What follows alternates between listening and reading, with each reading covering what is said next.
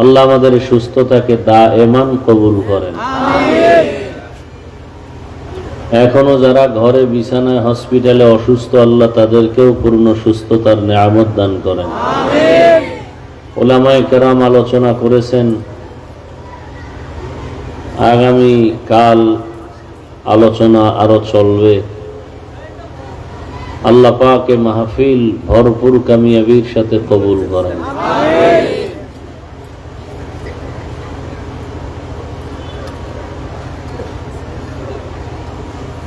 হাজারো লাখো মানুষের ভেতর থেকে বাছাই করে আজ এই ময়দানে বরকতি মজলিসে আল্লাহ আমাদেরকে হাজির হওয়ার তৌফিক দান করেছেন। আর একবার শুকর আদায় করি আলহামদুলিল্লাহ। দরুদ ও সালাম সৈয়দুল মুরসালিন রাহমাতুল লিল আলামিন শফিউল মুজনিবিন খাতামুন নবিয়্যিন সৈয়দুস সাকালাইন ইমামুল মুরসালিন শফিয়ে আজম রসুল আকরাম রহমত আলম নবিয়ুল আরব আল আজম হাবিব কিবরিয়া আশরফুল আম্বিয়া সৈয়দুল আম্বিয়া হযরত মুহাম্মদুর রাসূলুল্লাহ সাল্লাল্লাহু আলাইহি ওয়া আলিহি ওয়াসাল্লামের উপর সর্বোপরি শুকর যাদের অক্লান্ত পরিশ্রমে আজ এই সুন্দর আয়োজন, সময় পরামর্শ অর্থ দিয়ে দোয়া করে উপস্থিত হয়ে মাইক লাইট প্যান্ডেলের ব্যবস্থাপনার মাধ্যমে সহযোগিতা যারা করেছেন, প্রত্যেককেই আল্লাহ পাকে খেদমতের বরকতে দুনিয়াতে শান্তি, পরকালে চিরমুক্তির ব্যবস্থা করে দিন। আমি আপনাদের দোয়া নেওয়ার পাশাপাশি খুব সংক্ষেপ দু চারটি কথা বলার নিয়তে কোরআনে হাকিমের এক আয়াত, রসুলের একটি হাদিস আমি পড়েছি। আল্লাহ পাক আয়াত ও হাদিসের আলোকে ইখলাস রুহানিয়াতের সমন্বয়ে সহি নিয়তে সহি তরিকায় কিছু কথা আমাকে বলার মতো এবং আপনাদেরকে শুনবার মতো আল্লাহ পাক তৌফিক দান করেন। আমিন। ইয়া আইয়ুহাল্লাযীনা আমানুস্তাঈনু বিস-সাবরি ওয়াস-সালাহ। আল্লাহ বলেন, হে মুমিন, তোমরা সাহায্য প্রার্থনা করো সবর ও সালাতের মাধ্যমে। ইন্নাল্লাহা মা'আস-সাবিরিন, নিশ্চিত আল্লাহ পাক সাবিরিনদের সাথেই থাকেন। নবীজি বলেন, মান ইউরিদিল্লাহু বিহি খাইরান ইউসিব মিন, আল্লাহ যাকে বেশি মহব্বত করেন তাকে আল্লাহ মুসিবতের দ্বারা পরীক্ষা নেবেন। দুনিয়াটাই পরীক্ষার হল। আয়াত হাদিসের তরজমা শেষ, এবার সংক্ষেপ কিছু ব্যাখ্যা। দুনিয়াটাই কি পরীক্ষার হল। এই পরীক্ষা মানেই একটা মুসিবত। দুনিয়াতে আমরা যারা পরীক্ষা দেই, ছাত্র স্কুলে কলেজে মাদ্রাসায়, একটা মুসিবত, একটা চাপ। তো দুনিয়াটাও মুমিনের জন্য এক পরীক্ষার হল। এই পরীক্ষায় আমাদেরকে পাশ করার জন্যই যুগে যুগে নবী রসুল, সাহাবায়ে কেরাম এখন মেহনত করতেছেন, ওলামায়ে কেরাম, যেন আমরা পরীক্ষায় কেউ ফেল না করি। এই কি পিছনে কোনো আকর্ষণ আছে? হ্যাঁ, সবাই পিছনে তাকায় কেন? যে আলাদা আকর্ষণ থাকলে আমি চুপ থাকি কিছুক্ষণ, বলেন।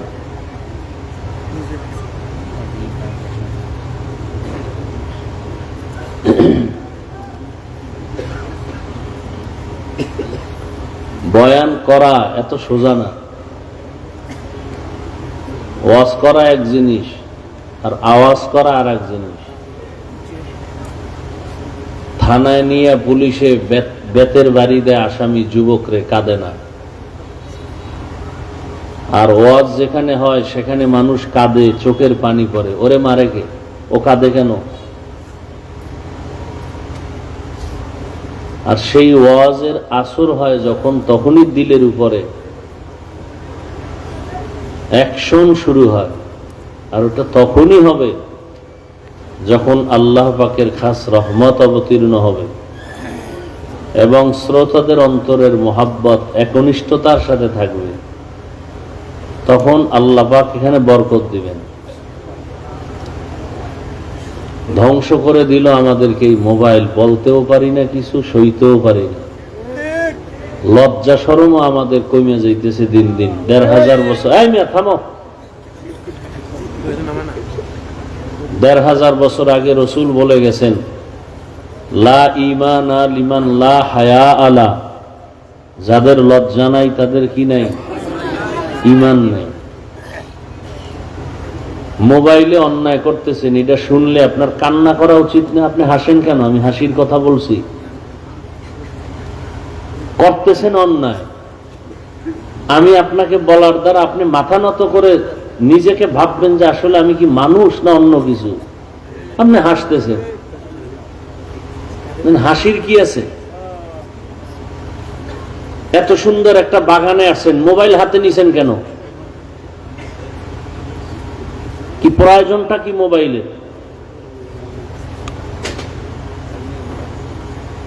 এটা এমন একটা বরকতের মজলিস যেখানে বসার সাথে সাথে সবার গুনাহগুলো আল্লাহ মাফ করে দিয়েছেন।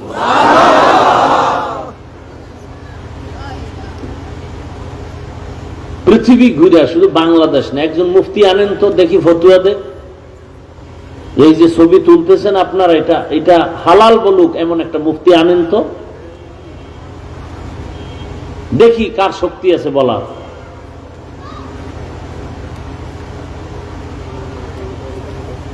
নিজেও ক্ষতিগ্রস্ত হচ্ছেন, অন্যেরও ক্ষতি করার ষড়যন্ত্র করতেছেন। আল্লাহ আমাকে আপনাদের সকলকে হেদায়েতের দৌলত দান করেন।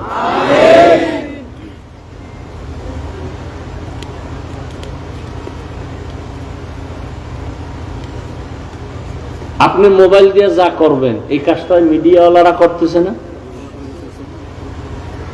বরং আপনার থেকে ওদেরটা একুরেট হচ্ছে, নিরেট হচ্ছে, নিখুঁত। আপনারটা ভেজাল। সকালবেলা ওদের থেকে ডাউনলোড করে নিতে পারেন যদি প্রয়োজন মনে করেন। আপনি কেন মোবাইলটা হাতে নিয়ে দেখাইতেছেন, হুজুর আমি এক মোবাইলওয়ালা আসছি, আমার চিনেননি? আপনার আমার চেনার দরকার কি? আপনাকে আল্লাহ চিনি কিনা এটার হিসাব নেই। আমি চিনে লাভ কি? আমি তো চিনি আপনি এলাকার মাতবর। আল্লাহ তো জানে আপনি জালেম, আপনি চোর, আপনি ডাকাত, আপনি দুর্নীতিবাজ, আপনি চরিত্রহীন। কে জানেন? সে আল্লাহ আল্লাহকে ঠিক করেন সবকিছু। আমার চিনে লাভ নেই। মানুষ জানে আমি হাফিজুর রহমান খুব ভালো। আল্লাহ তো জানেন আমি সারা রাত মোবাইলে হাত দিয়ে গুনাহ করি, চোখ দিয়ে তাকায় গুনাহ করি। তা আল্লাহ জানেন। মানুষের কাছে ভালো হয়ে লাভ নাই, আল্লাহর কাছে ভালো হবেন, দেখবেন মানুষ এমনি আপনাকে ভালো বলবে, কোনো পোস্টার লাগবে না। সহজ কথা। মানুষের কাছে ভালো হয়ে লাভ কি? এই একা একা নামাজ পড়ে 10 রাকাত নামাজে মনে হয় মুরগিতেও পারতো না, এই পরিমাণ বাড়ি মারে কপাল দিয়ে মাটিতে। 10 রাকাত 3 মিনিটে শেষ। আর মানুষের সামনে নামাজে দাঁড়াইলে 4 রাকাতে 5 মিনিট 6 মিনিট। কি লাভ কি এই নামাজ পড়ে? এই কারণেই তো নামাজও পড়ে সুদও খায়, নামাজ পড়ে ঘুষ খায়, মিথ্যা কথা বলে, অন্যের হক নষ্ট করে। এই তো নামাজ তো এইরকম উল্টা পাল্টা চালাকি করে নামাজে। এই নামাজে তো জাহান্নাম থেকে বাঁচাবে না, বরং আরো জাহান্নামে নিবে। নামাজ পড়লে কই যাবে? জাহান্নামে যাবে। দলিল আরাআইতাল্লাযী ইউকাযযিবু বিদ্দীন ফাযালিকাল্লাযী ইয়াদউল ইয়াতীম ওয়ালা ইয়াহুদ্দু আলা তাআমিল মিসকিন। এরপরে কি অর্থ? কি ফাওয়াইলুন। ওয়াইল একটা জাহান্নামের তবকার নাম, ভয়ঙ্কর একটা জাহান্নামের শাখা ওয়াইল। লিল মুসল্লিন, যারা নামাজি মুসল্লি এদের জন্য ওয়াইল নামক জাহান্নাম। আল্লাহর কথা। এবার বুঝেন তো, অন্য আয়াতে আল্লাহ চ্যালেঞ্জ দিয়েছেন, নামাজ মানুষকে বিনা হিসাবে জান্নাতে নিবে, কোনো গুনাহ রাখবে না। আর এই আয়াতে কি বলল? ফাওয়াইলুল লিল মুসাল্লিন, মুসল্লিদের জন্য ওয়াইল, মানে মারাত্মক এক জাহান্নাম। ওয়াইল এটা নামাজি মুসল্লির জন্য। এবার চিন্তা করেন তো, কি নামাজ পড়ি, নামাজ পড়ি বিড়ি টানি, নামাজ পড়ি গালি দেই, নামাজ পড়ি গীবত করি, নামাজ পড়ছি যে ইমামের পিছনে বাইরে নাইমা সেই ইমামরে গালি, সেই ইমামের সমালোচনা, এই নামাজ। আমি যতক্ষণ কথা বলবো একটা আওয়াজ দিবেন না, আমি প্রশ্ন করলে জবাব দিবেন, তাও খুব ঠান্ডা আওয়াজে, একটা আওয়াজ দিবেন না, অনুরোধ। বেয়াদবি ক্ষমা চেয়ে বলছি। কোরআন হাদিসের কথা কোনটা সঠিক কোনটা বেঠিক এটা আলেম বলতে পারে, আপনি পারবেন? আপনি ঠিক বলার অধিকার কি, বেঠিক বলার অধিকার কি? এত আবেগ কেন?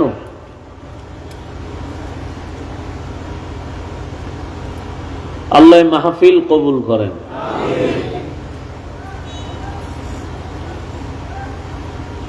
তো যাই হোক, সর্বাঙ্গে ঘা ঔষধ দিব কোথা? আমি নিজেও অপরাধী। এজন্য বয়ান বা ওয়াজ হওয়ার জন্য অনেক জায়গায় ওয়াজ করি, কখন কয়টা বাজে, টাইম কখন চলে যায় টেরও পাই। আবার কত জায়গায় বয়ানে বসে খোঁজা লাগে কি বয়ান করব। এসব কিছু এই শ্রোতাদের অন্তরের মহাব্বতার আকর্ষণের ব্যবধান, আর কিচ্ছু না। আল্লাহর রহমত তো আছেই। আপনি মোবাইল নিয়ে ব্যস্ত হলে তো আপনি এখানে বসছেন, আপনি আমার কি বয়ান শুনবেন? আপনি তো ও নিয়েই ব্যস্ত, আপনার কলবে তো বয়ান ঢুকবে না। আপনার কপালে তো খারাপ কেন?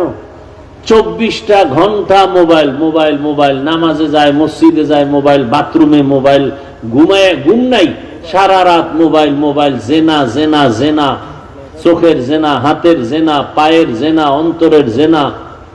কি পরিমাণ মোবাইল, একটা সেকেন্ড বাদ নাই। মাওলায় ধৈর্য নিয়ে আসছে বেহেশতের বাগানে, এই জায়গাটায় কি এই গজবের জিনিসটা আলাদা রাখা যায় না? এহে না, এও সেই গজব।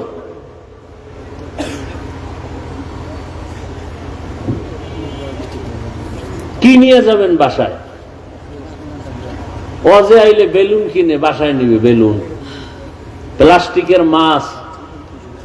বাসায় গেলে যদি জিগায় কি পাইছে, যে মোনাজাতে বেলুন কবুল হয়ে গেছে, এটারে কান্দে লয়ে যাইব বাসায়, বেলুন পাইছি। হাসেন আপনারা? এগুলো এখন ফ্যাশন হয়ে গেছে। আল্লাহর কাছে যদি কবুল হইতো, ফজরে মসজিদে জায়গা দেওয়া যেত না। সব আজান শুনে ঘুমায়, নামাজে যায় না।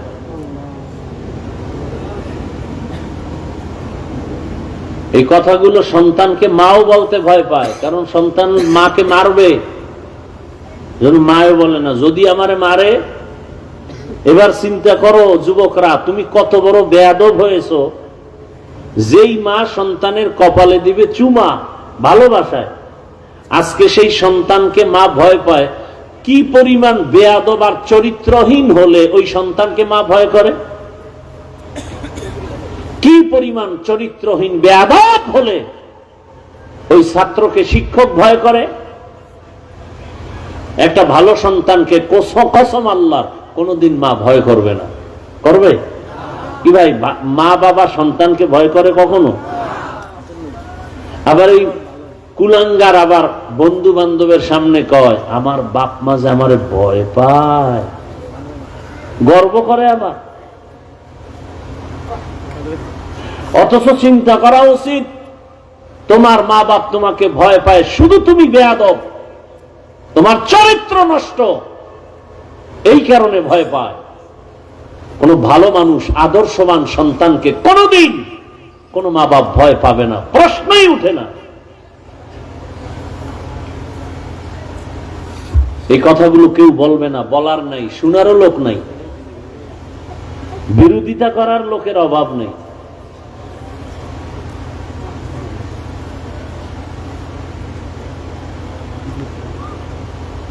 এত জ্বালা হইলে কেমনে বাঁচে মানুষ? ভিতরের জ্বালা, বাইরের জ্বালা, আল্লাহ বাঁচায় রাখছে, নাইলে বাঁচার উপায় নেই। হাফিজুর রহমান হ্যাঁ আইছে, একজন একেবারে ওই 13 হাত দূর দেও দিক দিয়ে যায়, সালাম দাও যেন না দেওয়া লাগে। মানে আমি কি জানি, এক ভয়ঙ্কর কিছু। না নিকৃষ্ট কোনো পশু, বুঝাই যায় না। চিন্তা করতে পারেন, বুঝেন কিছু আমি যে বলতেছি বুঝেন? এটা একটা আলেমের শান। 50 হাত দূর দিয়ে ঘুরে যাও, এটা আলেমের শান। আমি কি পশু? হ্যাঁ, আমি পশু? কি এগুলো? এ জাতি কি শিখবে আমাদের থেকে? ওলামায়ে কেরাম বুঝছেন কি বলছি? জাতি কি শিখবে? আল্লাহ হেদায়েত দান করুন। এই ঝামেলাতেই দেখেন না কি গর্ব করে কইছে আলেমরা সব এক হইব, কি যে কাউর বাজছে, গর্ব করে কইছে। বেশি হয়ে গেছে গর্বটা, যে হাফিজুর রহমান এটা বলছকা দুনিয়ার সব এক হইল, তোরা এক হইতে পারবি না। তেল আর পানি এটা মিলানো বড় কঠিন। জনমের মতো ঝাঁকানি দিল, আবার জায়গা কিছুক্ষণ পর আলাদা, বড় কঠিন হালাত। অন্তর যদি ঠিক না হয় তো উপরে দিয়ে মিলাইলে কি হইব? ওই যে কয় না, কলবে কলবে মিল না হইলে, গান গায় না, কলবের মিল না হইলে উপরের মিল হইলে কোনো লাভ নেই। কলবের মিল হওয়া দরকার।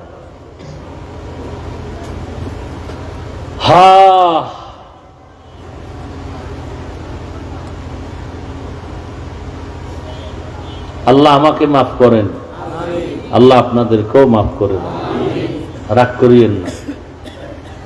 চূড়ান্ত ভালোবাসা মোহাব্বত নিয়ে কথাগুলো বলতেছি।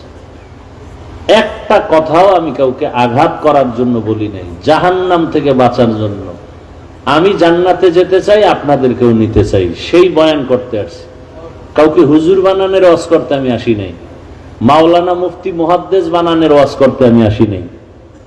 আমি আপনাদেরকে জান্নাতে নেওয়ার পরামর্শ দিতে আসছি। আল্লাহ সবাইকে কবুল করেন।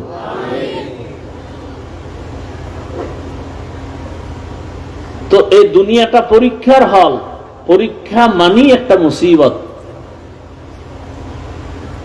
এই পরীক্ষায় পাশ করার জন্য সাহায্য লাগবে, না হয় সম্ভব না। কারণ যেই হলে পরীক্ষা দিতে আসছি, হলটা বড় মারাত্মক খতরনাক হল।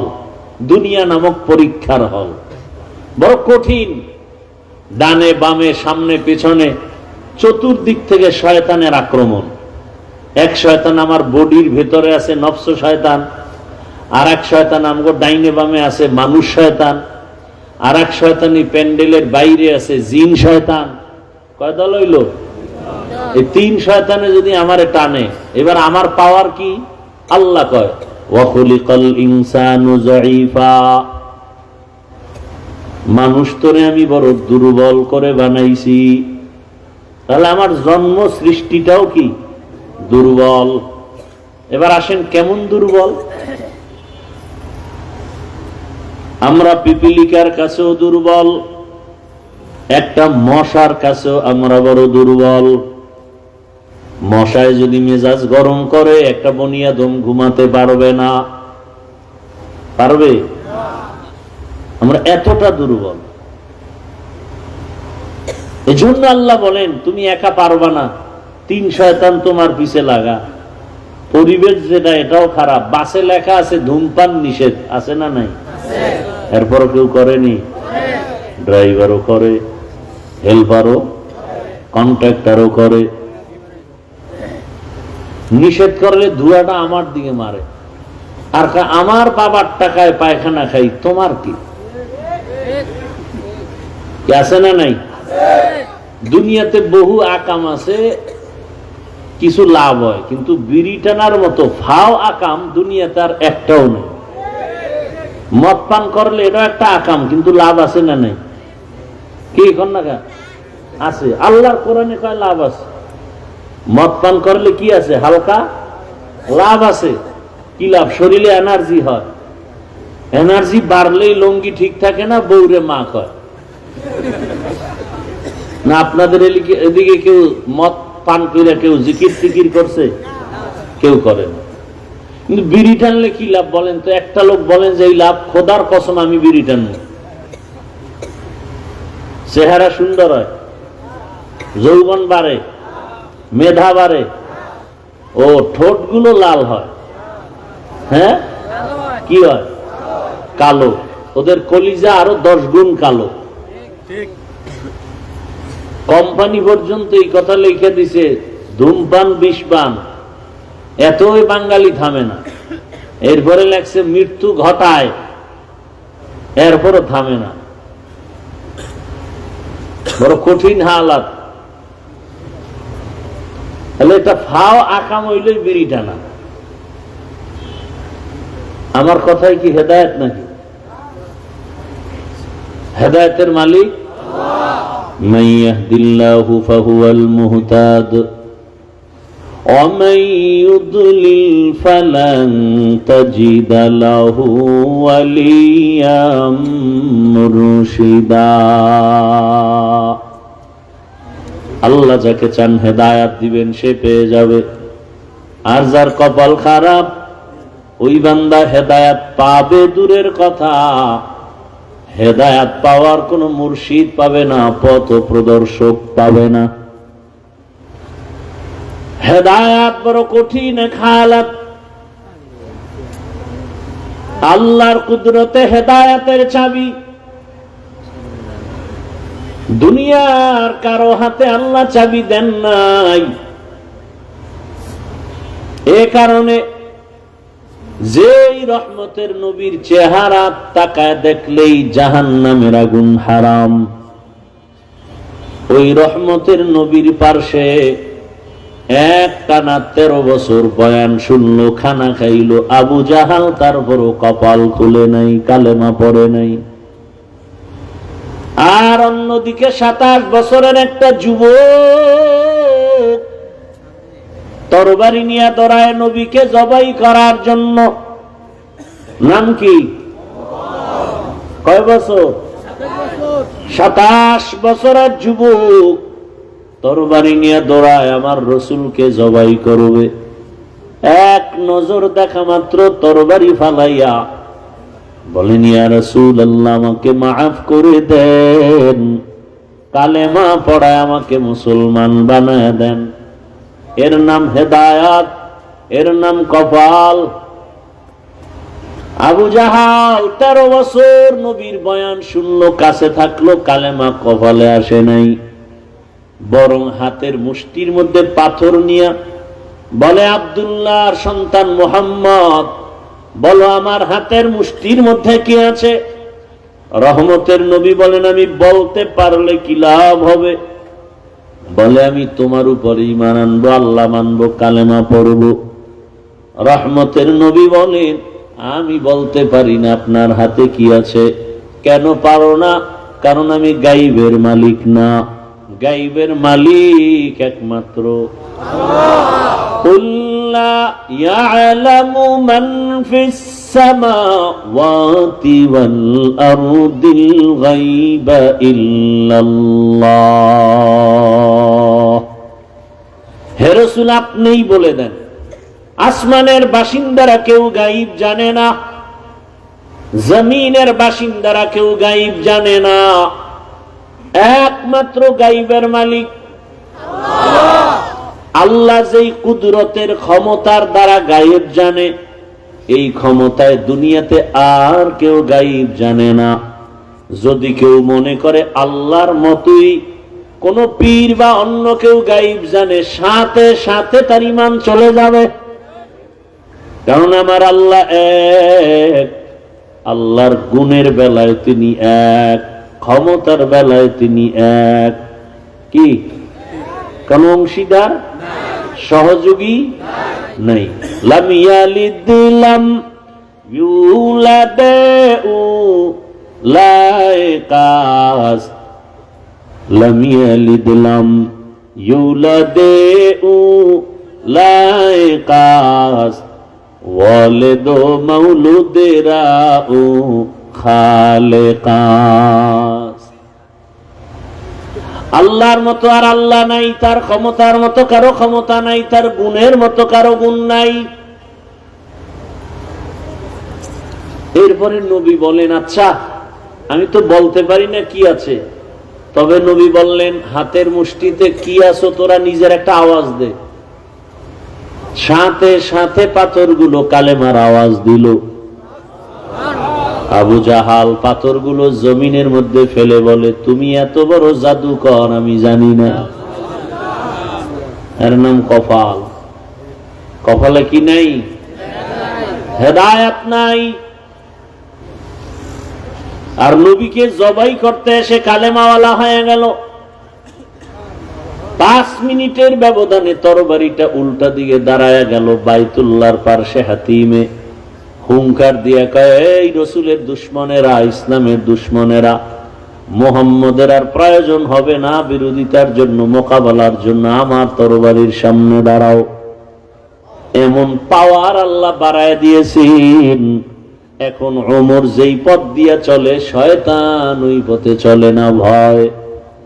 যুবক ছেলে একটা মদের বোতল নিয়ে হাঁটে, হঠাৎ করে তাকায় দেখে ওমর, ভয় কাঁপতেছে।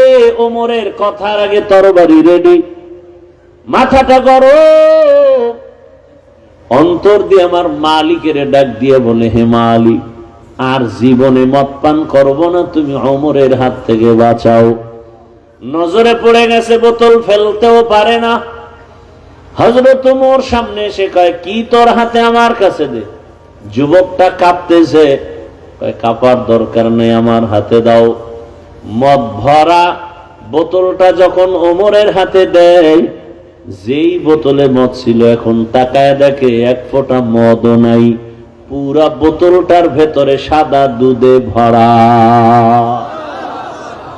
हर के दारत खौफ हकदार दिल मदाम जन्नतुल मअवा देहद ओ राम काम जुज़बा हक छी जे मखाज इंसो जा फजले उआ मस्ते दर जुमला जहां। এখনো সে ওমরের নাম শুনলে এখনো শরীর কেঁপে উঠে। কেমন বেড়া! যেই ওমরের উপরে আল্লাহ খুশি, কতটা খুশি! ওমর যা কয় আমি আল্লাহ ওমরের কথা মেনে নিলাম। নবী চিন্তায় আছে আল্লাহ কি কয়। আল্লাহ কয়, জিবরাইল নবীরে বলো ওমর যা কয় আমি আল্লাহ মানছি, নবীও যেন মেনে নেন। সেই ওমরকে বর্তমান বাংলাদেশে এমন কিছু আল্লাহর দুশ্মন আছে যে সেই ওমরকে মানতে পারে না, বলে সে বেদাতি। ওমর মানে পথভ্রষ্ট। চিন্তা করেন ভাইরা আমার, ধর্ম নিয়ে এত ভেজাল আমার দেশে বলার ভাষা নাই। এত মানুষের টুপি দেয় না, এ নিয়ে কোনো ফিকির নেই। আর একজন টুপিওয়ালা সে পাঁচকল্লি দিল কেন, এই জন্য মাথা ব্যথা আছে না নাই? এত মানুষ নামাজ পড়ে না, এ নিয়ে কোনো মাথা ব্যথা নাই। কিছু হজরতের সমস্যা কি, বুকে হাত বাঁধে না কেন, এ নিয়ে জ্বালা। বুকের হাত লইয়া নাবির হাত লইয়া চিল্লা চিল্লা, অথচ যারা নামাজই পড়ে না এদের পেছনে মেহনত নেই, ফিকির নেই। আল্লাহ হেদায়েত দান করেন। এই সব সমস্যার একমাত্র সমাধান আল্লাহ ওয়ালা যারা, তাদের কাছে বাইআত হইয়া সোহবত নিয়ে চললে দিল সোজা হবে, না হয় সোজা হবে। যে ব্যক্তি বলে কোন ওলিয়া উলিয়া মানি না, যে কোনদিন তার কাছে হাত দিবে বয়াত হবে, এর উপায় কি? এর কপালে মহার লেগে গেছে। আমি তো সারা বাংলাদেশে বলি, যারা বলেন ওলিয়া উলিয়া মানি না, আমি বলি এরা কোরআন মানে না, বুখারী শরীফ মানে না, এরা ভণ্ড। এদের যারা ভণ্ড বলে না তারাও ভণ্ড। আউলিয়ারা কারে উকবা ইখতিয়ার জাহেলারা, কারে দুনিয়া ইখতিয়ার মাইলে মোমেন, সোয়ে মোমেন মিশাওয়াদ মাইলে কাফের, সোয়ে কাফের মিশাওয়াদ। আল্লাহ তাআলা সাহায্যের কথা বললেন কেন? বলে এটা পরীক্ষার হল। তুমি পরীক্ষায় পাশ করতে হলে একা একা পারবা না, কারণ পরিবেশ বড় খারাপ। আল মালু ওয়াল বানুন জিনাতুল হায়াতিদ দুনিয়া,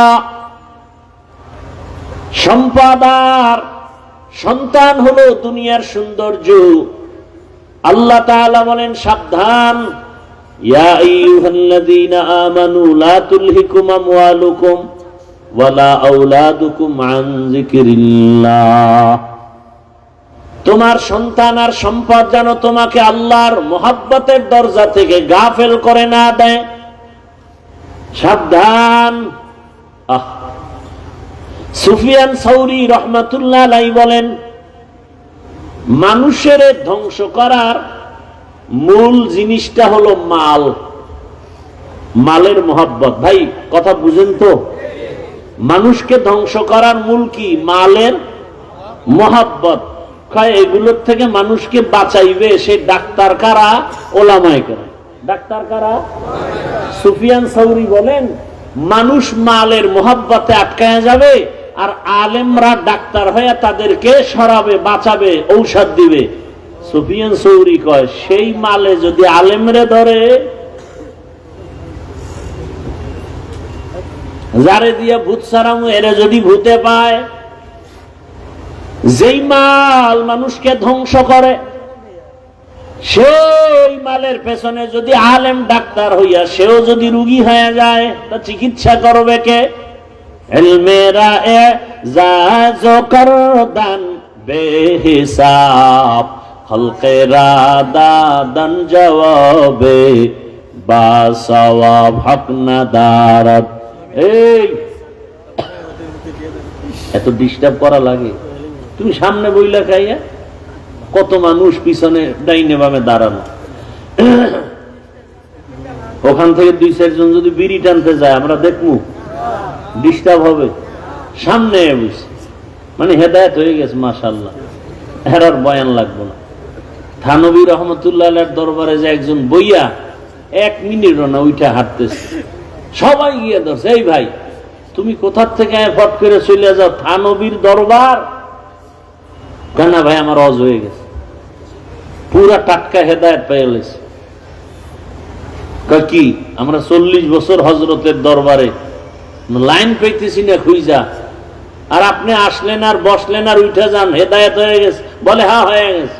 যদি আমি 1 মিনিটের ওয়াজ আমল করি, আমার বিশ্বাস আমি বিনা হিসাবে জান্নাতে যাব।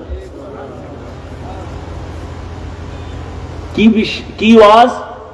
থানবী বলছে গুনাহ করিও না, নেক ছাড়িও না। আপনারাও কি এই নিয়ে তুলতেছেন? এমন করিয়েন না। আল্লাহ নিয়ে আসছেন ভাই, জোর করে এই সমস্ত ঠান্ডার মধ্যে এই প্যান্ডেলে বসা যায় না। মাওলায় দয়া না করলে পারে না, সম্ভব না। এই 3rd ক্লাসের বিছানায় যে কেউ বসতে পারে না। এখানে বসতে কপাল লাগে, কপাল। এখানে বসতে কি লাগে? কপাল। বুঝো না রে বাবা, ভালো করে বুঝো। এই এলাকার কোন কোটিপতি যদি এতগুলো মানুষ কোন একটা জায়গায় দুনিয়ার লাইনে জমা করতে চাইতো, তাহলে ওই নেতা, ওই টাকাওয়ালা সাহেবের প্রথমে তাকে আসা যাওয়ার ফ্রি গাড়ি দেওয়া লাগতো। আপনাকে দিছে ফ্রি গাড়ি? আবার ওই ফ্রি গাড়িতে এই বেহেশতি মানুষ আসতো না, সব গাঞ্জাখোরেরা লাইন দিত। আসার পরে ভিআইপি চেয়ার বসার জন্য আপনাদেরকে ভিআইপি বিছানা দিছে।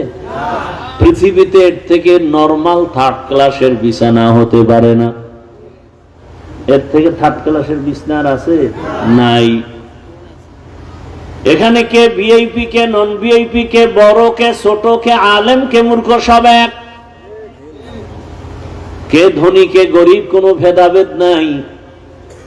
ওই টাকাওয়ালা সব মানুষের বসাই আবার ফাঁকে ফাঁকে নাস্তা দেওয়া লাগতো। প্যাকেট একটা কম পাইলি চেয়ারের বাড়ি, বাতাসে উড়ে চেয়ার। আমি দেখলাম কেমনে, ওই ওগো দলের মধ্যে আবার কয়েকটা কুলাঙ্গার লাইফ বয়, ওরা লাইফ দিয়া কয় দেখে নামগো দলের মানুষ আমরা কত বড় বেয়াদব। কথা বুঝেন, বাংলা বুঝেন? এনে এই দলের একটা মিটিং, হেনে নাস্তা লইয়ে কি হইছে না হইছে এটা লাইভ দিয়ে যে দেখায়, ও কুলাঙ্গার না? সারা দেশের মানুষের দেখায় আমরা কত বড় বেয়াদব। দেখেন আমরা নিজেরা কিলে কিলে লেগে গেছি।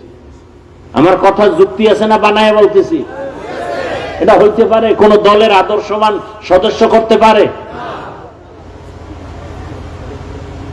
টুকটাক তর্ক বিতর্ক এটা লাইভ দিবে কেন? জাতিকে জানাইবে কেন? সে আপন লোক হয় কিভাবে? আপনাদের নাস্তা টাস্তা দেওয়া হয়েছে মোনাজাতের পরে? কপাল বড় খারাপ। এইবার খেয়াল করেন, খেয়াল করেন, মানুষ কিন্তু মানুষ, খুব বুঝার বিষয়। এই মেধা আল্লাহ আর কোন মাখলুককে দেন নাই, মানুষকে দিছেন। এরপরে এতগুলো মানুষকে ওই সাহেবের নিয়ন্ত্রণের জন্য কত পুলিশের দরকার, কত আর্মি, কত র্যাব। সর্বশেষ ভয় থাকলে কুত্তা নিয়ে হাজির। কারণ মানুষের উপরে বিশ্বাস নাই, বেঈমানি করে ফেলে। কিন্তু একটা কুকুর জীবন দিবে, কোনোদিন বেঈমানি করবে না। এবার আপনারা বলেন তো, এই যে এতগুলো মানুষ আপনারা বসে আছেন এই ঠান্ডার ভিতরে, নিয়ন্ত্রণের জন্য কত প্লাটন পুলিশ আছে? হ্যাঁ, একটু আকল দেখে খাটান তো। এতগুলো মানুষ, যে যেখানে দাঁড়ানো, যে যেখানে বসা, চুপচাপ, কে কোথায় বসছে কোনো খেয়াল নাই, পেটে ক্ষুধা আছে ওদিকে চিন্তাও নাই। এমনকি টেলিফোন করলেও এখন আর কেউ কল ধরবে না, কেটে দিবে। কথা ঠিক না? আবার দিছে, আবার কাটবে, এইভাবে 4-5 বার দিলে তো মাথা গরম হয়ে যাবে। মাথাটা নত করে একবার রিসিভ করে আসতে বলবে, এই মিয়া এতবার কাইটে দি, তুমি আবার কল দাও, ধমক একটা দিয়া ছাইরে দিবে। আর যদি টেলিফোন কর্নেওয়ালা ঘরের ম্যাডাম হয়, তাহলে আজ রাত্রে খবর আছে। আচ্ছা একটু চিন্তা করেন তো, একটা পুলিশ নাই, র্যাব নাই, এই এতগুলো মানুষ চুপচাপ, কোনো আওয়াজ নাই। এটা কেমনে সম্ভব? বুঝলে এক কথায় হেদায়াত। ইসলাম মানলে এটা সম্ভব। কি মানলে? ইসলাম ছাড়া আর কেউ পারবে না, আল্লাহর কসম। এটা ইসলাম পারে, আর কেউ পারে না। এজন্যই তো আমি চ্যালেঞ্জ দিয়ে বলেছি, আল্লাহর কসম করে, ইসলাম যতদিনে জমিনে কায়েম হবে না, ততদিন পর্যন্ত জমিন ঠান্ডা হবে না, জাতীয় শান্তি পাবে না। আল্লাহর কসম। শান্তির ঠিকানার নাম ইসলাম। আপনি মানেন না সেটা ভিন্ন কথা। কত লোক নামাজ পড়ে না, আছে না এখানে? তার মানে কি নামাজের প্রতি আগ্রহ আছে না? আছে। এই জন্য তো ঝগড়া নাই। হ্যাঁ, তার সাথে তর্ক, তার সাথে যুদ্ধ। যদি বলেন নামাজ পছন্দ করি না, এ কথা বললেই সে বেঈমান। একজনে দাড়ি রাখে না, কোনো ঝগড়া নাই, তার ঈমান আছে। যদি বলে দাড়ি পছন্দ করি না আর ছাড় নাই, সে বেঈমান হয়ে গেছে। কথা বুঝেননি আমার? পর্দা করেন না আপনি মুমিন, অন্তরে আগ্রহ। আর যদি বলেন পর্দা পছন্দ করি না, আর আপনার সাথে কোনো আপোষ নেই, আপনি বেঈমান হয়ে গেছেন। পর্দা না করা আর পর্দা পছন্দ না করা এক না। তো ইসলাম এমন শান্তির এক জমিনের জন্য আল্লাহ দিয়েছেন। এই ইসলামের অনুকূলে যারা থাকবে, এরা দেখেন না আওয়ামী লীগ করে, আওয়ামী লীগ। বাংলাদেশের লোক সব মরে গেছে না? আছে? আছে মানে বাদশার হালাতে খায়, ঘুমায়, কোনো টেনশন নাই। বিষয় কি? মাদ্রাসায় টাকা দেয়, মসজিদে টাকা দেয়, আলেম ওলামার সাথে কলিজার মোহাব্বত। কারো উপরে কোনো জুলুম করে না, গালি দেয় না, 5 ওয়াক্ত নামাজ পড়ে।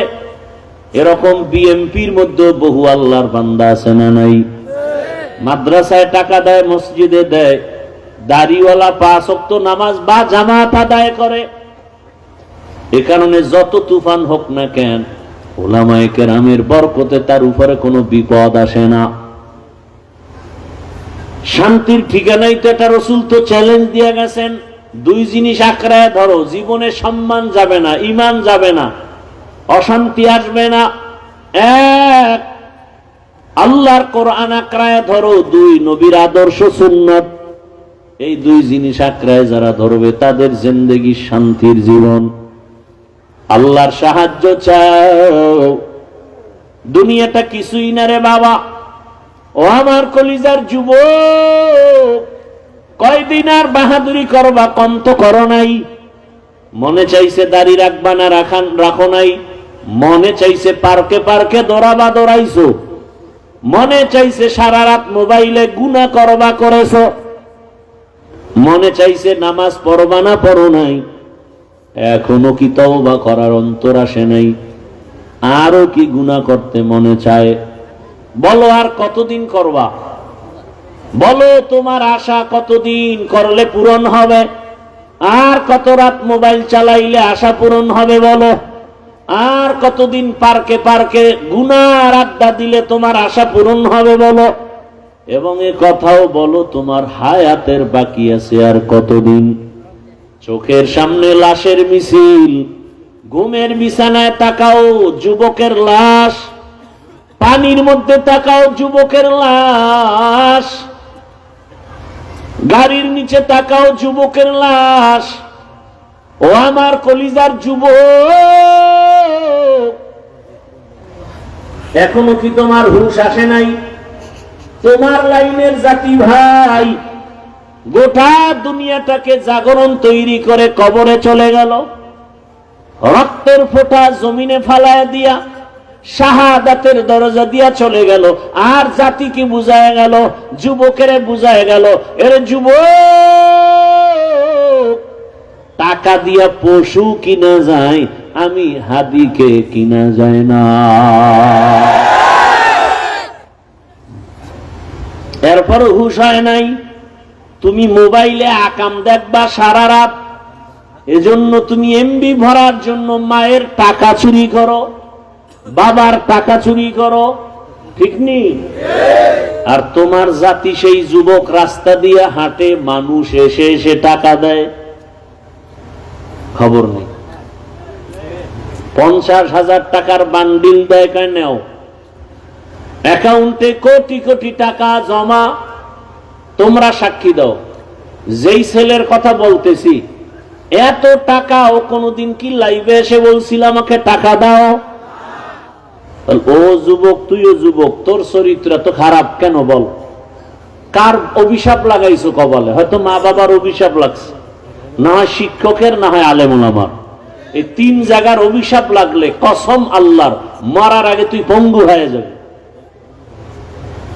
আর এই 3 জায়গার দোয়া থাকলে তুই ডাক্তার হলো, গোটা দুনিয়াতে সম্মান হবে, মানুষ তোর কদম চুমতে থাকবে। এক ডাক্তার জাকির নায়েকরে কে না চিনে দুনিয়ায়? হোমিওপ্যাথিক ডাক্তার, টাকার গরমে না, ক্ষমতার গরমে না। এই পরিচিতি, এই খ্যাতি, এই সম্মান, সুন্দর চরিত্র, নৈতিক আদর্শের কারণে। তুমি সারা রাত আকাম করো মোবাইলে, চেহারাটারে নষ্ট করে ফেলেছ। 40 বছরে তোমার চেহারা নষ্ট হওয়ার কথা না, অথচ 22-25 বছরে তোমার চেহারায় কোনো আলো নাই, নূর নাই, আকর্ষণ নাই, তাকাইলে মায়া হয় না, বরং দিন দিন শুধু চেহারা নষ্ট হয়। যুবক, পাও ধরে বলছি, নিচে নাইমে যদি একটা বলতে পারো যে ভাই ধরো, কয়েকজনে নাইমে আসে। খোদার কসম, পাও ধরে বলছে, পারি না নাইমে আসতে। মাইকের ফোন যদি একটা লাগাই দিত পুরা 50 হাতে, তাহলে নাইমে নাইমে পাও ধরে ওয়াজ করতাম, ওয়াজও করতাম, পাও ধরতাম। তোর পায়ে হাত দিয়ে বলি,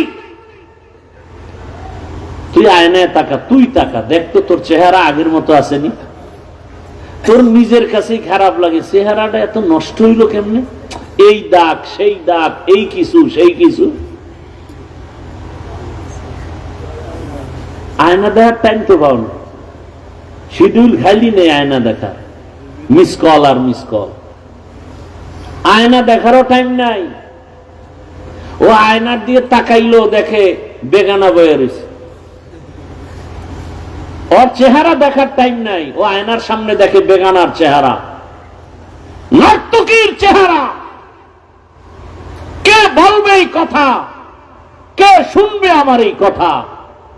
বলার মানুষ নাই, শোনার মানুষ নাই, বিরোধিতা করার মানুষের অভাব নাই। কেমনে বুঝাই আমার এই যুবকরে? যুবক, গোটা দুনিয়ার নেতৃত্ব তো তুমি দিবা, গোটা দেশ তো তুমি চালাবে, গোটা দুনিয়া তোমার দিকে তাকিয়ে আছে। তুমি সমাজকে সুন্দর করবা, দেশকে সাজাবা, সেই চরিত্র তোমার মধ্যে আছে। নষ্ট করো কেন? হারিয়ে গেলে আর ফিরে আসবে না, চরিত্র কোনদিন আসবে না। বয়ান উল্টা শুনে তসবিহ হাতে নিয়ে দোয়া ইউনুস পড়তেছে, কবে আসবে সেই ভোটের আগের রাত, 500 টাকায় পশুর দামে বিক্রি হয়ে যাবে। কি বাজারে গেলে একটা ভালো মুরগি কিনতে গেলে 600 থেকে 1000, একটা ছাগল কিনো 15,000 20,000, একটা গরু কিনবা তুমি 1 লাখ। আর ভোটের আগের রাতে আমার সোনার বাংলার আশরাফুল মখলুকেরা বিক্রি হয় 500 টাকায়। তাহলে তুমি তো আসলে মানুষ না, তুমি অমানুষ। তুমি কি অমানুষ? আল্লাহ কয় এটা পশু, আল্লাহ আবার বলে না না না, বালহুম আদাল, এরা পশুর চেয়েও খারাপ। একটা পশুর দাম 1 লাখ, একটা পশুর দাম 15-20,000। কি তুমি মানুষের দাম তার চেয়েও কম? ওরে টাকা দিয়া তো পশু কিনা যায়, পশু টাকায় বিক্রি হয়, মানুষ কখনো বিক্রি হতে পারে না। বড় দুঃখ। তুমি সততার সাথে স্লোগান দিবা কেমনে? যার বিরুদ্ধে তুমি কথা বলবা, এর টাকা না খাইয়া ফেলাইছো ঘুমের মধ্যে, এই হারাম টাকা খেয়ে ফেলছো, তোমাকে কে শোধরাবে? বাবায় মান্যত করে আছে হারাম খাবে, যৌতুকের টাকা খায় বিয়ে বা সন্তানকে বিবাহ করাবে। এরম বাবা নাই দেশে? বাপ নামের অযোগ্য। এরে আমার যুবক, আবার বইলাও কিন্তু মন আবার স্থির হয়, কারণ তোমার লাইনে বহু যুবক আছে স্কুলে পড়ে নামাজি নাই? ঢাকা কলেজে কত ছেলেরা লেখাপড়া করে, মাথায় পাগড়ি, বড় দাড়ি, বড় জামা, মনে হয় যেন মসজিদের কোনো খতিব, অথচ আরবিও ভালো করে পড়তে পারে না। ও যুবক, তোমার কিসের অভাব? আমি তো বলি নতুন করে যা করছো তো করছো, এবার তওবা করে একটা দাঁড়ায় যাও, নতুন ভাবে দাঁড়াইয়া মাত্র 5-7 বছর মোবাইলটা পানিতে ফেলে দাও, চরিত্র নিয়ে নতুন করে দেখবা তোমার জীবনটা সুন্দর হয়ে যাবে। আল্লাহ তাআলা রাস্তা খুলে দিবেন। গোটা দুনিয়ার পিছনে তুমি করো না, আজকে টাকার জন্য কত পেরেশানি করো। যদি চরিত্র নিয়ে দাঁড়ায় ডাক্তার হও, ইঞ্জিনিয়ার হও, প্রফেসর হও, ওসি ডিসিএসপি হও, মেম্বার চেয়ারম্যান এমপি হও, আল্লাহর কসম যদি চরিত্র ভালো থাকে, আদর্শ ভালো থাকে, গোটা দুনিয়ার মানুষ তোমাকে চিনে ফেলবে অল্প সময়। তোমাদের জাতি ভাই উদাহরণ না? কথা বলো না কেন? উদাহরণ। গোটা দুনিয়ার মানুষ তাকায়ছিল এই ছেলেটাকে। বাংলাদেশের মানচিত্রে এই দেশ যতদিন আছে তার ইতিহাস ততদিন থাকবে। কথা ঠিক? তোমার অভাব কি বলো বাবা? তোমার দিকে তাকায় আছে গোটা দুনিয়া, গোটা দেশ, গোটা সমাজ। তোমাকে নিয়ে মা বাবা গর্ব করবে, আমার ছেলে বড় সুন্দর। যেখানে যাবে সবাই বলবে আপনার অমুক ছেলে, বলে হ্যাঁ ধন্য আপনি। আপনার সন্তানের মতো একটা ভদ্র ছেলে আর নাই। স্কুলে এত ছেলে পড়ে, কিন্তু আপনার ছেলেটা আমাকে দেখলেই সালাম দেয়। বাবার মন খুশি না বেজার? এই যে বয়ানগুলো করতেছি, কি বুঝতেছো যুবকরা? এই বয়ান দিয়ে আমি কি বুঝাইতেছি? তোমরা আমার মতো হুজুর হও, ভুল বুঝবা না। আমি হুজুর বানাইতে আসি নাই। হুজুর বানানোর বয়ান করনেওয়ালা আমাদের ওলামায়ে কেরাম আলহামদুলিল্লাহ অভাব নেই। দ্বিতীয়ত, আমার দেশে আলেম ওলামা পীর মাশায়েখ হুজুরের অভাবও নাই। আমার দেশে আদর্শবান ডাক্তারের অভাব, আদর্শবান ইঞ্জিনিয়ারের অভাব, আদর্শবান প্রফেসরের অভাব। আমার দেশে আদর্শবান ওসি ডিসি এসপির অভাব। আজ আমার দেশের প্রত্যেক থানা জেলার ওসি ডিসি এসপি আদর্শবান নামাজি যদি হতো, আমাদের এত চিৎকার দেওয়া লাগতো না। সমাজে বয়ান চলতো, আমল চলতো, সুদখোরের পেছনে অনুমতির জন্য দৌড়ানো লাগতো না। চিন্তা করেন, মানুষের পাও ধরে ধরে বয়ান করি, পাও ধরে ধরে। হিন্দুর বিরুদ্ধে বলি না, খ্রিস্টানের বিরুদ্ধে বলি না, আর সেই ওয়াজ করতে যদি অনুমতি লাগে। এই দেশে বাঁচা না বাঁচার কি আছে? এই মুসলমানের দেশ। আপনাদের দোষ 99 গুণ বেশি, 99% দোষ আপনাদের। এখানে ওয়াজ চলতেছে, আপনারা হাজির হইছেন, কোরআন হাদিসের বয়ান চলতেছে, কোরআন অনুযায়ী বয়ান চলতেছে। কোন বেয়াদব যদি এসে বলে যে এটা হবে না, সাথে সাথে ধইরা হাতে পায়ে রশি লাগায় বাইন্দা যে তুই এখানে রং চা খা। মোনাজাত হওয়ার পরে এখান থেকে বেরোবি। বেদবি করলি কেন কোরআনের বাগানের সাথে? এ শাস্তি।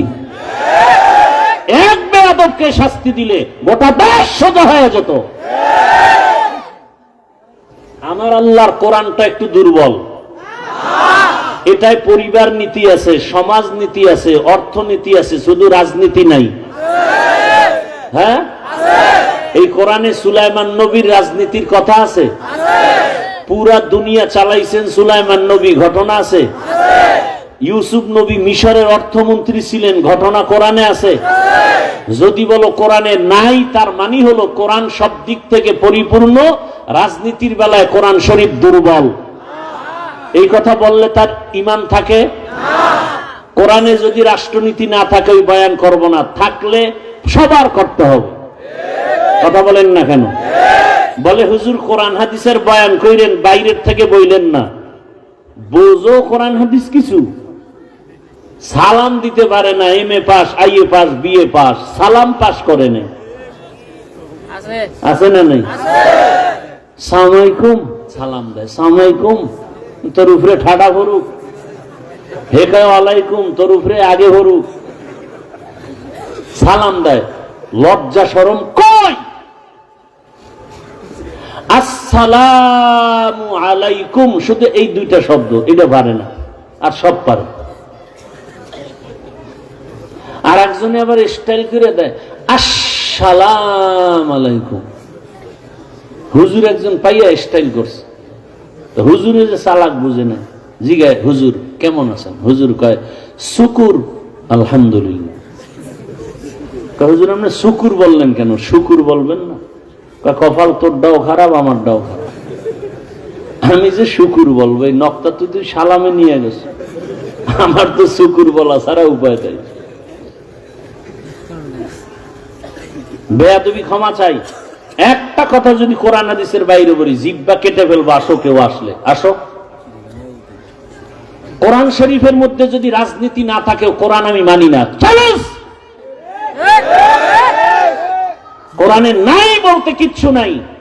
পরিবার নীতি আছে, রাষ্ট্রনীতি আছে, সমাজ নীতি আছে, অর্থনীতি আছে। 20টা বছর লেখাপড়া তো করলাম ডাউলের পানি আটার রুটি খাইয়া, এই কোরআনই তো বললাম।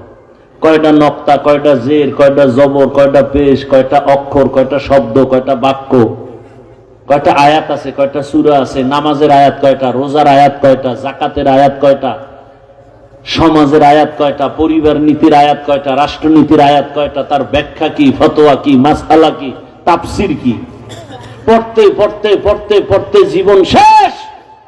ময়দানে আসছি, এখন কোরআন নিয়ে বয়ান করতেছি। কোন সুদখোর, কোন আল্লাহর দুশমনে এসে যদি কয় হুজুর বয়ানটা এমন করেন, ওরে কি পরিমাণ রিমান্ডের মাইট দেওয়া দরকার।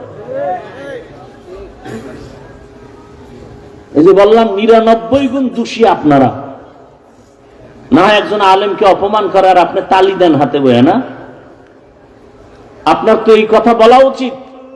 বাবার সাথে সন্তানের তর্ক হয় না, তার মানে বাবারে কেউ গালি দিলে সন্তান চুপ থাকবে? এটা দিয়ে বুঝেন, ওটা বুঝেন না। যে আমি নামাজ পড়তে পারি না, দাড়ি রাখতে পারি না, পর্দা করতে পারি না, তবে আমি আল্লাহকে ভালোবাসি, রসুলকে ভালোবাসি, আর সেই ভালোবাসা পাইছি আলেমের দ্বারা, কোরআন হাদিসের দ্বারা। অতএব আলেমের সাথে আমার দূরত্ব থাকুক, যা কিছু থাকুক, কিন্তু অপমান হতে দেব না, ওর কলার ধরে ধরো।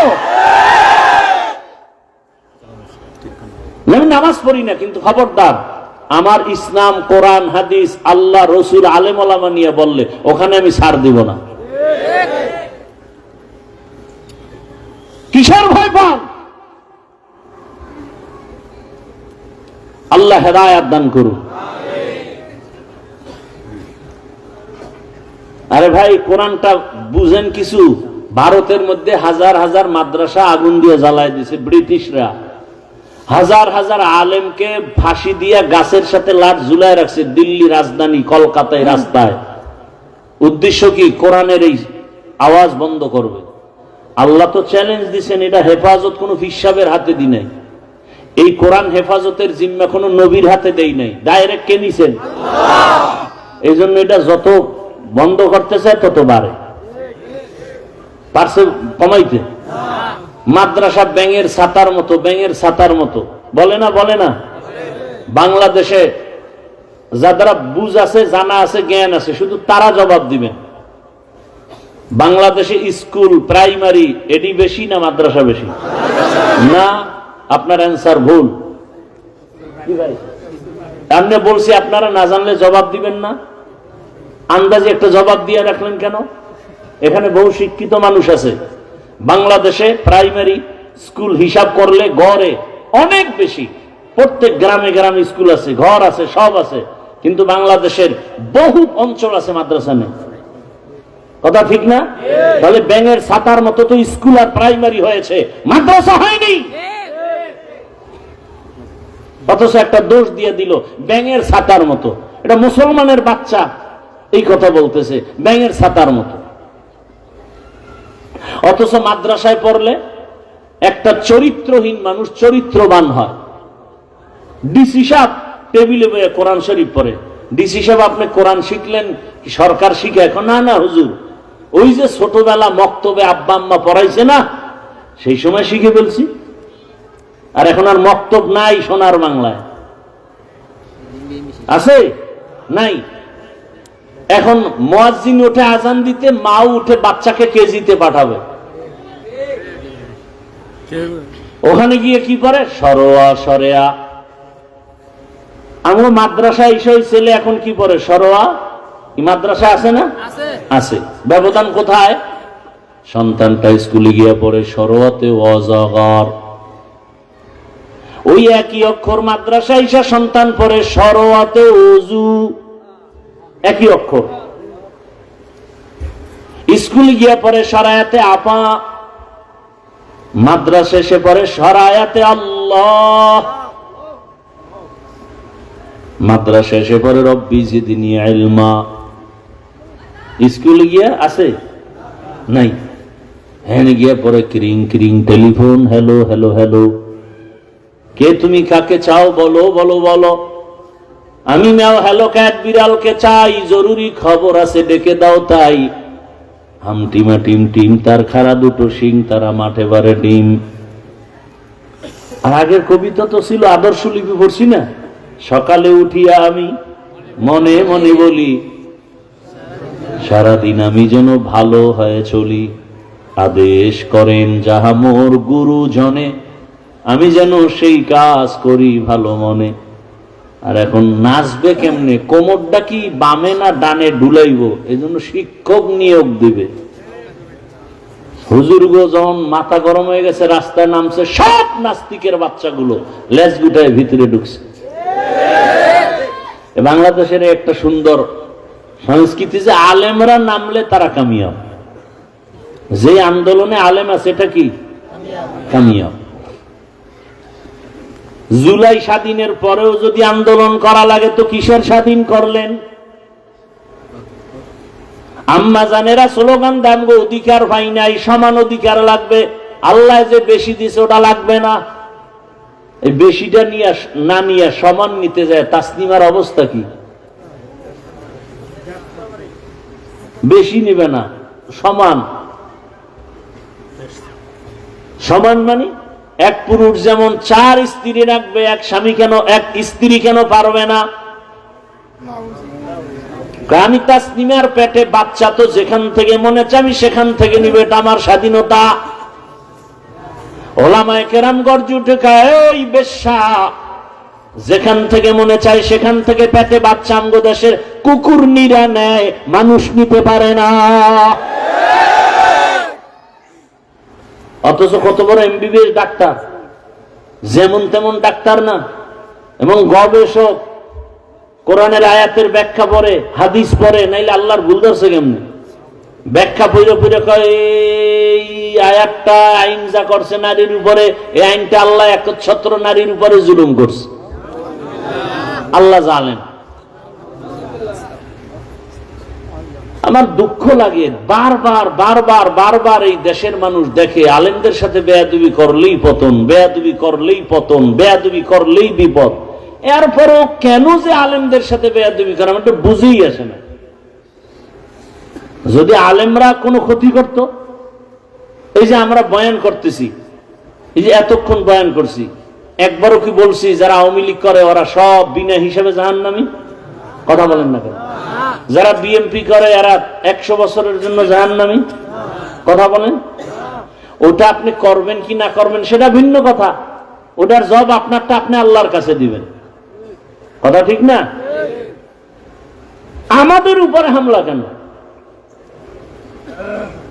আউযুবিল্লাহ নাই, বিসমিল্লাহ নাই, ফট করে মসজিদ দখল করব, আছে না নাই? মুসলমানের চূড়ান্ত জীবনের একটা উপাসনালয় আল্লাহর ঘর মসজিদ, যেখানে মানুষ বিড়ি নিয়ে ঢুকতে ভয় পায়, ওযু ছাড়া ঢুকতে ভয় পায়, একটা সুদখোর, সেই মসজিদের দায়িত্ব নাই কিভাবে? সুদখোর তো মায়ের সাথে জিনা করার গুনাহ লিপ্ত, অল টাইম মায়ের সাথে জিনা, গর্ভধারিণী মায়ের সাথে অল টাইম জিনা জিনা জিনা জিনা। সুদখোর, যার জীবনে একটা মোনাজাত কবুল হবে না তওবা না করা পর্যন্ত। সুদের সাথে যারা জড়িত এদের হজ কবুল হবে না, দান সদকা কবুল হবে না, একটা মোনাজাত কবুল হবে না। বরং অল টাইম আমার আল্লাহ রেডি থাকতে বলছে, যে রেডি থাক, আমি আল্লাহ নিজে তোর সাথে যুদ্ধ করব। তো কত বড় মারাত্মক চিন্তা করেন তো। সূরা বাকারা আয়াত। এই যে কথাগুলো বলতেছি কাউকে আঘাত করার জন্য, দূরে সরাবার জন্য। আচ্ছা, আগামী জুমায় এই বয়ান, আমার মতো এই বয়ানগুলো আপনাদের মসজিদ এলাকায় করুক না তো কোন ইমাম খতিব, কি হবে উপায়? কমিটি গোপনে বলবে 1 মাসের ছুটি। কি দোষ আপনাদের না? আপনারা তো প্রতিবাদ করতে পারবেন না, ওই যে পায়খানা খাইছেন।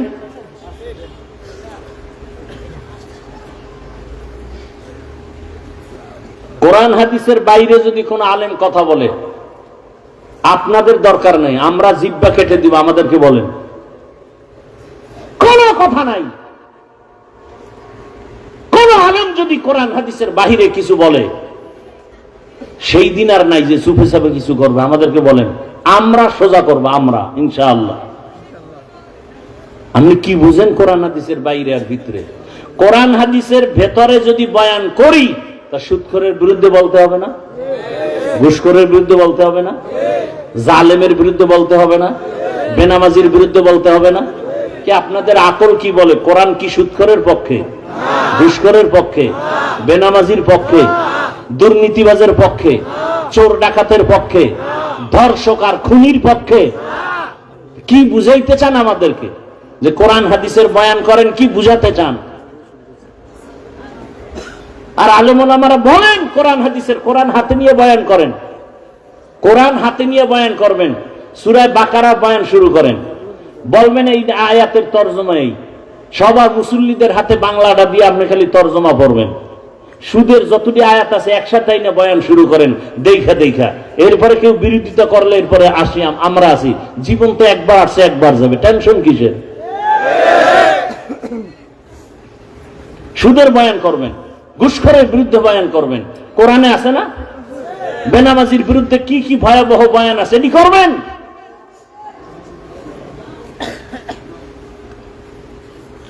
বেপরদায় যারা চলে এদের বিরুদ্ধে কি বয়ান? জেনার শাস্তি, চোরের শাস্তি, মানুষকে ধোঁকা দেয় এর শাস্তি কি? ব্যবসায় গিয়া মালে ভেজাল করে এদের শাস্তি কি? কোরআনের আয়াত লয়ে লয়ে বয়ান করে কি ভাই? এইবার দেখি কে বলে যে হুজুর কোরআনের ভিতরে দিয়ে। হ্যাঁ, এবার ভিতরে দিয়েই করতেছি, টাটকা ভিতরে দিয়া আয়াত লইয়া লইয়া বয়ান। সূরা বাকারা 275 নম্বর আয়াতের ওখান থেকে 3-4 পৃষ্ঠা হোমানে বয়ান, মুনাফিকদের বিরুদ্ধে বয়ান, জালেমের বিরুদ্ধে বয়ান, লাগাতার বয়ান করেন। কে এই বয়ান শেষ করবেন? আপনার 14 পুরুষের হায়াত হইলেও তো এই কোরআনের বয়ান শেষ করা যাবে না। সবাই কোরআন হাতে নিয়ে বয়ান করবেন, মসজিদে মসজিদে উলামায়ে কেরাম, একেবারে ধারাবাহিক, মুখস্থ বয়ানের দরকার নেই। আল্লাহ, খুব রাগ করতেছেন আপনারা। আপনারা রাগ করলে তো দোষ নেই, আমরা করলে না দোষ। হুজুর এত রাগ, আমি মানুষ না। আল্লাহ হেদায়েত দান করুন। যুবক বাবারা, আমি বলবো নতুন করে ঘুরো। তুমি ডাক্তার হও, দোয়া করি, দিল থেকে বলছি, ডাক্তার হও, বেয়াদব হও না। ইঞ্জিনিয়ার হও, বেয়াদব হও না। ওসি হও, ডিসি হও, এসপি হও, বেয়াদব হও না। তুমি এক যুবক, ফুটন্ত গোলাপ, তোমার ঘ্রাণে পুরা সুবাসিত হবে গোটা দেশ, গোটা সমাজ। তোমাকে দেখলে দুশ্মন ভয় পাবে, যারা উল্টা পাল্টা চরিত্রহীনদের দেখলেই তো ভয় পাবে। আরে এর সামনে বিড়ি টানা যাবে নাকি? আমাদের সামনে কেউ বিড়ি লয়ে আসে কেন? আমরা ভিডেমু জানি এই লোকটা জনমের মতো বিড়ি টানে, এরপরে তো আমরা সালাম দেই, বসাই, আসেন, জানি। কিন্তু ওই লোকটা তো আমার সামনে কখনো বিড়ি নিয়া হুজুর দেখে, হুজুর হুজুর হুজুর বিড়িটা ফালাই দিছে। তো তোমার চরিত্রটা এমন হতে পারে না যে তোমার বন্ধু বান্ধবরা তোমার আদর্শ দেখিয়া ভালো হয়ে যাবে? আমি তো একবারও বলি না আমুক মাদ্রাসায় মাওলানা হও, বলছি। আমার দেশে মাওলানা, মুফতি, মুহাদ্দিসের অভাব নেই। অভাব কি? আদর্শ ডাক্তার, আদর্শবান ইঞ্জিনিয়ার, আদর্শবান প্রফেসর, আদর্শবান ওসি, ডিসি, এসপি, এটি চাই। এই বয়ানগুলো আমি সারা দেশে এভাবে করি। আমার এই লাইনের বয়ানটা আমি ইচ্ছা রকম খুব জোর দিয়ে করি। এখনো সময় আছে, তওবা করো, অন্তরটাকে নরম করে দাও। মানুষের একটা আফসোস থাকে, আরে পার্কে গেলে কি জানি মজা, তো নিছো না, এবার ফিরো। মনে মনে আল্লাহকে বলো, ও আল্লাহ, জীবনে পার্কে কম ঘুরি নাই, দাড়ি কম কাটি নাই, নামাজ কম সারি নাই। ও আল্লাহ, আজকে বুঝতে পারি নাই, তওবা করে ফেলতেছি, আর দাড়ি কাটবো না, নামাজ ছাড়বো না।